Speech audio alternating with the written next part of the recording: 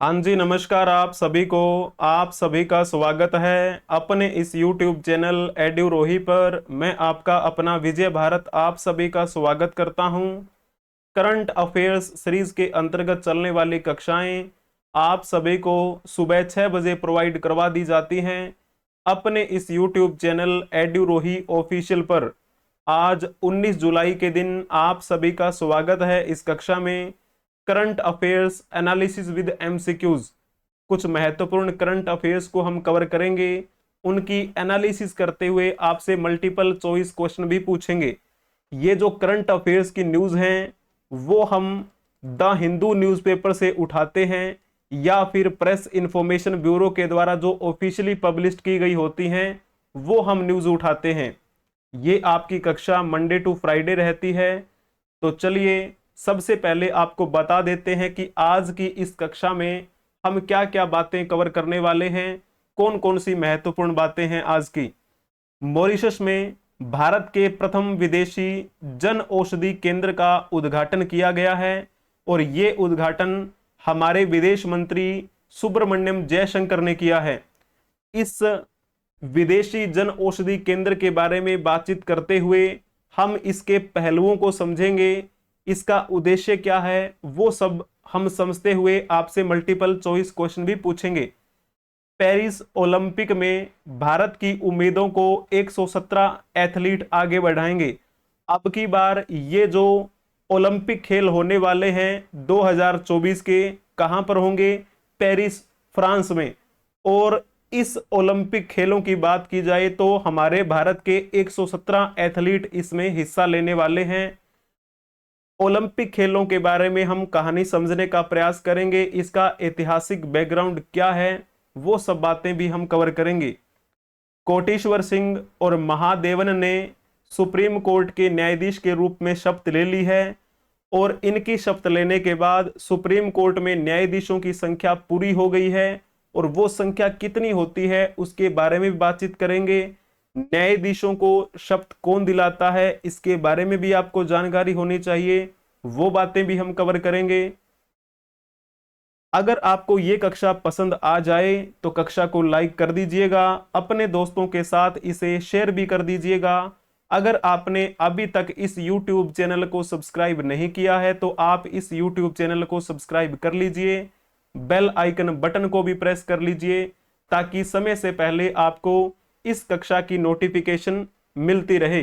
तो चलिए अब हम शुरुआत करते हैं पहली न्यूज की तरफ चलते हुए। India's first overseas Jan Aushadhi केंद्र इनएगुरेटेड इन मॉरिशस। मॉरिशस में भारत के पहले विदेशी जन औषधि केंद्र का उद्घाटन किया गया है। भारतीय जन औषधि परियोजना अब भारत में ही नहीं बल्कि विदेशों में भी पहुंच चुकी है। इस परियोजना का डंका विदेशों में भी बजने लगा है और ये हमारी परियोजना सबसे पहले कौन से देश में इंटर कर चुकी है? तो आप कहेंगे मॉरिशस का नाम। The India Mauritius health partnership project will supply cost effective made in India medicine to augment public health care and enhance wellbeing. Union external minister S Jaishankar, हमारे जो विदेश मंत्री एस जयशंकर हैं, उन्होंने उद्घाटन किया था। वहां पर जाकर उन्होंने अपनी एक्स की जो पोस्ट है उस पर लिखा कि हमारे भारत और मॉरिशस के बीच में जो स्वास्थ्य संबंधी एक साझेदारी है, वो एक जो प्रोजेक्ट है ना, उसी के तहत हमने ये कदम उठाया है और इस कदम के तहत अब मॉरिशस के जो मरीज होंगे उन मरीजों को सस्ती जेनरिक दवाएं उपलब्ध करवाई जाएंगी और भारतीय जन औषधि केंद्र का अब ये विस्तार कहां हो चुका है? मॉरिशस में हो चुका है। और मॉरिशस ऐसा पहला देश है जिसमें ये योजना अब लागू की गई है। और जैसे हम बात करें वहां के लोगों को सस्ते में ही वहां जो दवाइयां हैं वो उपलब्ध करवा दी जाएंगी। इस केंद्र को खोलने का वादा हमारे भारतीय प्राइम मिनिस्टर श्री नरेंद्र मोदी ने किया था और उनके वादे के तहत अब हमारे विदेश मंत्री एस जयशंकर ने वहां पर इस विदेशी जन औषधि केंद्र का उद्घाटन भी कर दिया है। क्योंकि हमारे जो एस जयशंकर हैं वो 16 जुलाई से लेकर 17 जुलाई तक 2 दिवसीय यात्रा पर गए हुए थे, मॉरिशस की 2 दिवसीय यात्रा। ठीक है ना, तो ये पॉइंट आपको ध्यान में रखना है। अब दोनों के बीच संबंध बहुत पुराने हैं, लेकिन थोड़ा सा आप यहां पर देखने का प्रयास करेंगे, ये कौन है? ये ही तो हैं हमारे एस जयशंकर, हमारे विदेश मंत्री हैं ये। जब हम बात करें इस मॉरिशस के बारे में, कहां है ये? आपने मेडागास्कर का मैप तो देखा होगा, और इसके अगर आप पूर्व दिशा में देखेंगे तो ये रहा मॉरिशस, है ना, ये रियूनियन। जब हम भारत की बात करते हैं तो भारत आप कह सकते हैं इस साइड में है। कौन सी डायरेक्शन में है इसके? तो आप कहेंगे इसके है उत्तर पूर्वी डायरेक्शन में भारत है। ठीक है ना, मॉरिशस के।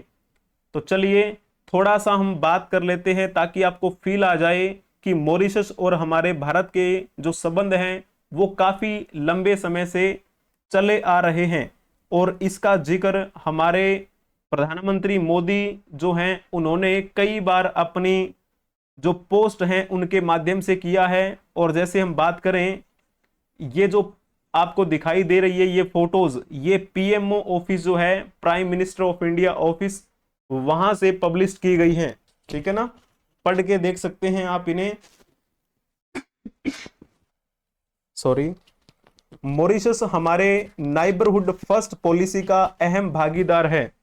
हमारे विजन सागर के अंतर्गत मॉरिशस हमारा विशिष्ट सहयोगी है।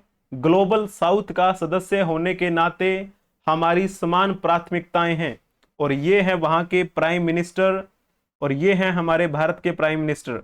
ये भी पीएमओ के द्वारा प्रकाशित किया गया है एक पोस्टर, आपको यहां पर दिखाई दे रहा होगा। 29 फरवरी 2024 की बात है, और उस समय कई बातें हमारे भारतीय प्रधानमंत्री के द्वारा कही गई थी। उसी समय यह भी कहा गया कि मॉरिशस में ये पहला जन औषधि केंद्र खोला जाएगा, और अब आपको पता है वो खोल भी दिया गया है, उसका उद्घाटन भी हो चुका है। और उस समय उन्होंने ये भी कहा था कि भारत ने हमेशा मॉरिशस की जरूरतों को, जितनी भी क्या है आवश्यकता हो सकती है, उनका सम्मान किया है, उन्हें वो चीजें पहुंचाई है। ठीक है, संकट जैसे कोविड-19 की बात करें, उस समय भी, तेल रिसाव के समय में भी भारत हमेशा मॉरिशस के साथ फ्रेंड रिस्पॉन्डर रहा है। ठीक है, ये पीएमओ के द्वारा जो ऑफिशियली ट्विटर एक्स पर पब्लिश की गई है वो मैंने आपको दिखाने का प्रयास किया है। इंडियन ओशन रीजन में अनेक पारंपरिक और गैर पारंपरिक चुनौतियों की बातें हमें देखने को मिलती है। अनेकों जो चुनौतियां हैं वो उभरती हुई नजर आती हैं। उन सभी चुनौतियों के बीच अगर देखें तो अर्थव्यवस्था भी कहीं ना कहीं प्रभावित होती है। ठीक है, उनसे निपटने के लिए भारत और मॉरिशस जो एक दूसरे के साझेदार बने हुए हैं। मॉरिशस पहला देश होगा जो हमारी जन औषधि पहले से जुड़ेगा। ये बात कब कही थी इन्होंने? 29 फरवरी 2024 को कही थी।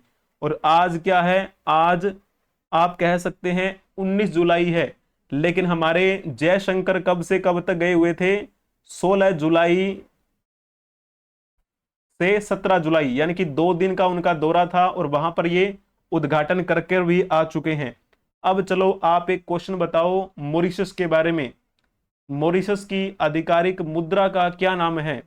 वहां पर जिस प्रकार हमारे यहाँ रुपया चलता है, तो आप ये बताइए मॉरिशस में किस प्रकार की मुद्रा चलती है? अगर आपने लिखा होगा ना मॉरिशस रुपया, तो आपने बहुत ही अच्छा जवाब दिया है। हमारे यहाँ पर भारतीय रुपया चलता है, मॉरिशस के यहाँ पर मॉरिशस रुपया चलता है। जब आप बात करें इस मॉरिशस की, तो इस मॉरिशस के आप ध्वज को देख पा रहे होंगे, ये है उनका नेशनल फ्लैग।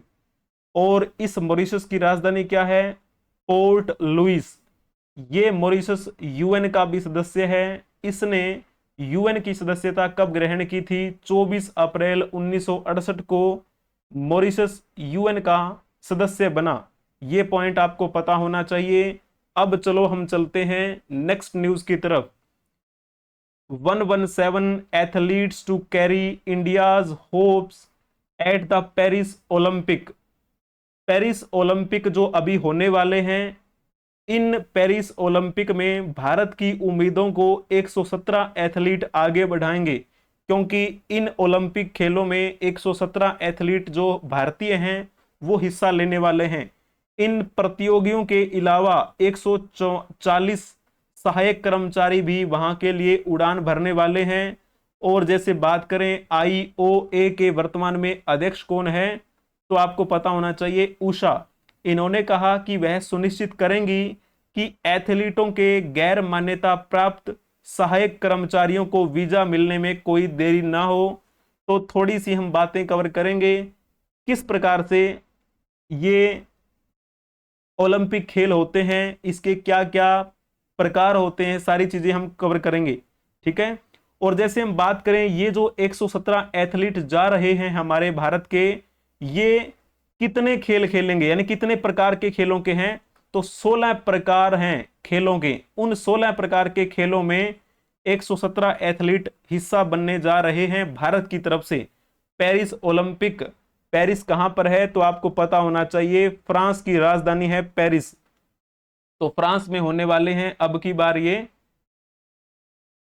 ओलंपिक खेल। ठीक है ना। और आपको पता है इससे पहले हर साल, हर 4 साल में ही होते हैं। अब क्या चल रहा है, 2024 चल रहा है। इससे पहले जो हुए थे टोक्यो में 4 साल पहले, उस समय तो आपको पता है महामारी चल रही थी, कोविड-19 का दौर था। तो महामारी से प्रभावित टोक्यो खेलों की तुलना में जहां देश की महिला हॉकी टीम ने खेला, अब भारत का प्रतिनिधित्व उस समय 228 सदस्यीय दल ने किया था, जिसमें 127 एथलीट शामिल थे। लेकिन अब की बार क्या है, 117 एथलीट हैं। ठीक है ना। तो यहां पर जैसे आपको पता है ये कौन है, इनके बारे में बखूबी जानते होंगे। इन्होंने पहले भी गोल्ड मेडल जीता था, हरियाणा की शान है ये। अब की बार भी चांस है कि अपना ये प्रदर्शन बेहतरीन करेंगे। तो चलो यहां पर ये क्वेश्चन पूछा जा सकता है, 2024 के ओलंपिक खेलों की मेजबानी करने जा रहा है कौन? आप कहेंगे फ्रांस, क्योंकि फ्रांस की राजधानी पेरिस में ये होने वाले हैं। ठीक है ना। इसी वजह से हम बोलते हैं पेरिस ओलंपिक 2024। समय कब से कब तक रहेगा, 26 जुलाई से होंगे शुरू और 11 अगस्त 2024 तक ये चलेंगे। आज क्या हो चुकी है, आज 19 है तारीख, 19 जुलाई है।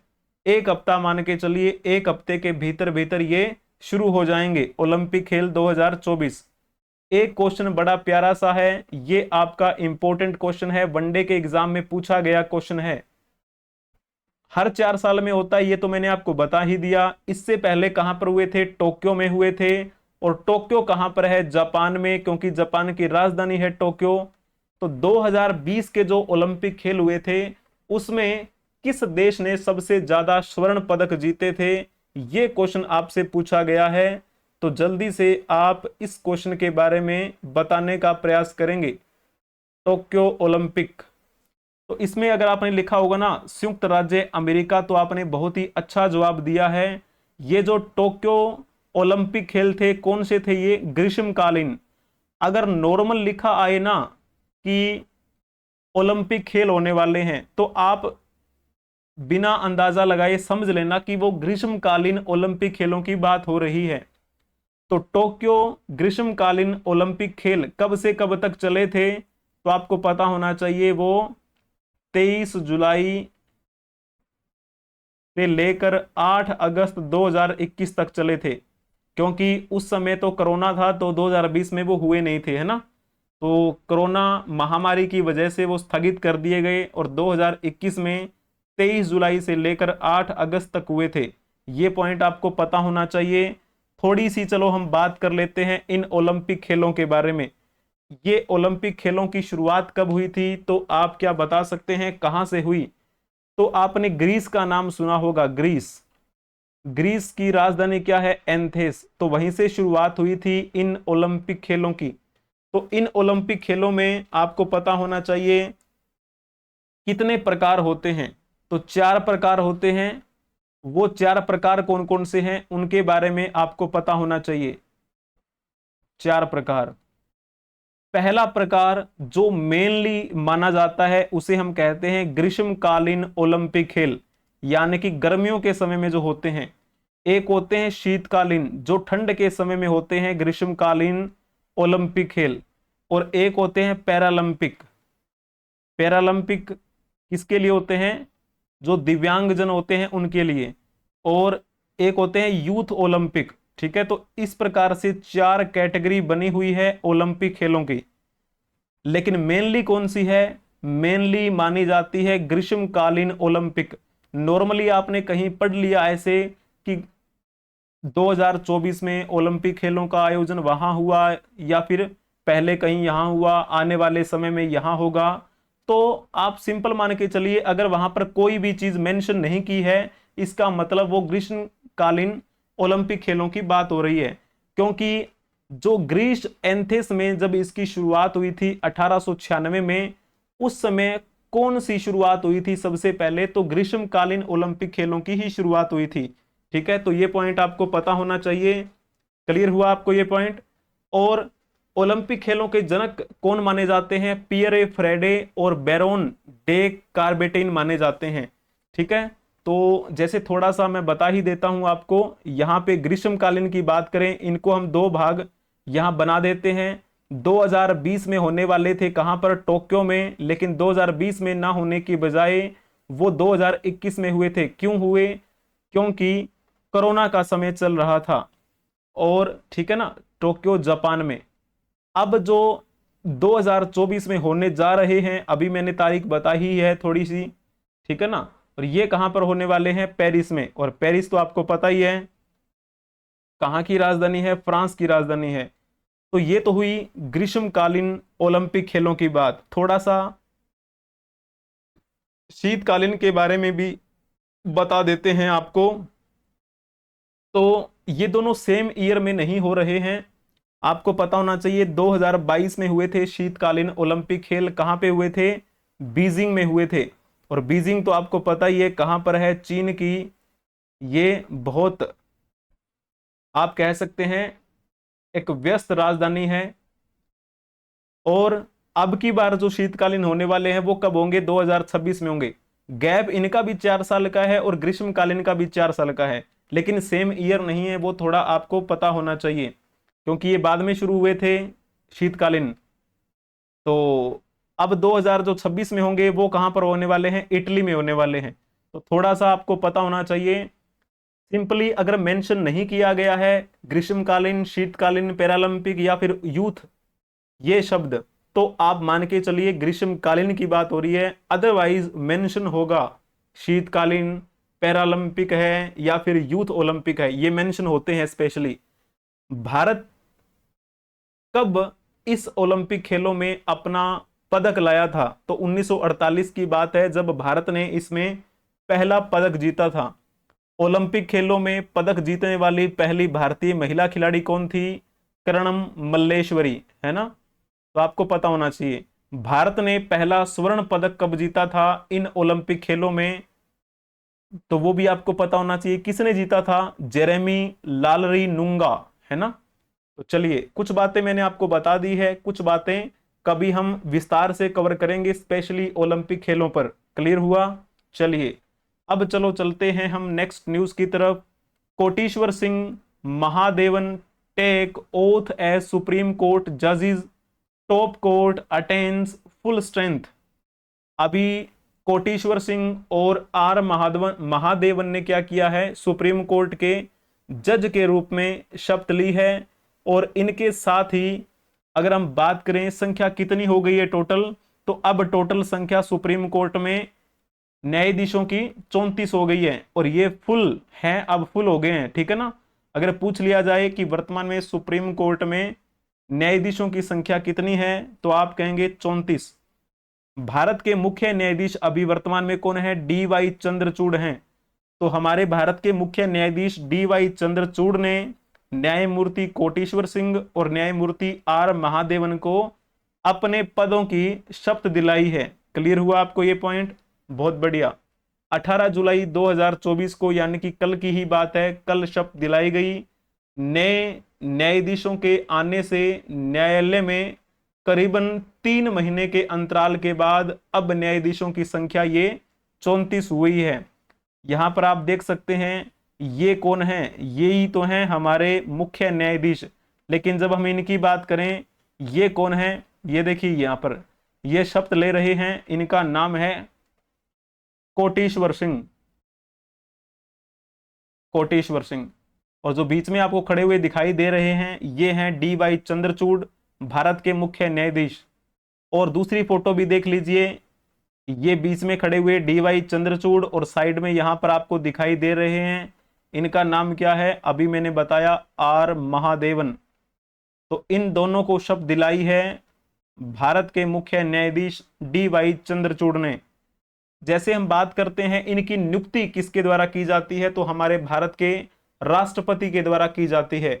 चाहे मुख्य न्यायाधीश की बात हो रही हो, चाहे सर्वोच्च न्यायालय के न्यायाधीशों की बात हो रही हो, तो आप कमेंट में ये बताने का प्रयास करेंगे कि भारत के मुख्य न्यायाधीश और सर्वोच्च न्यायालय के न्यायाधीशों की नियुक्ति कौन से अनुच्छेद के खंड 2 के तहत राष्ट्रपति द्वारा की जाती है। तो आप कमेंट में बताने का प्रयास करेंगे। अगर आपने लिखा होगा ना ऑप्शन ए, तो बहुत ही अच्छा जवाब दिया है।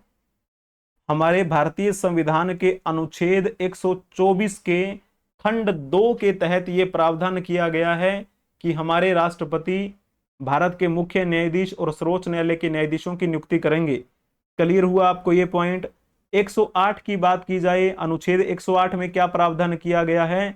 तो राज्यसभा जिसे हम उच्च सदन कहते हैं और लोकसभा जिसे हम निम्न सदन कहते हैं, इन दोनों सदनों का संयुक्त सत्र बुलाने का जो प्रावधान किया गया है वो किस अनुच्छेद के तहत किया गया है? 108 के तहत किया गया है।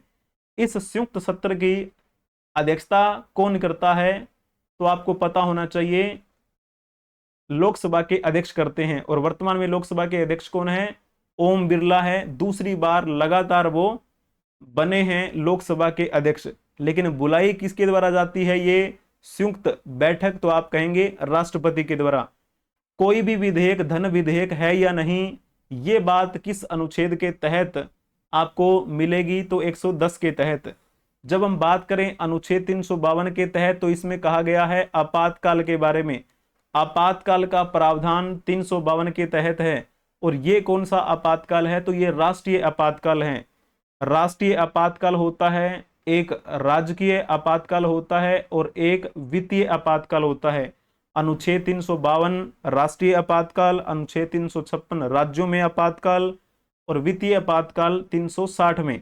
ठीक है, कोई भी अगर हमारे देश में ऐसी कुछ परिस्थितियां बन जाए, जैसे आंतरिक द्वेष की भावना या फिर कोई बाहरी आक्रमण, तो फिर ये आपातकाल लगाया जा सकता है। हमारे भारतीय राष्ट्रपति के पास ये पावर होती है।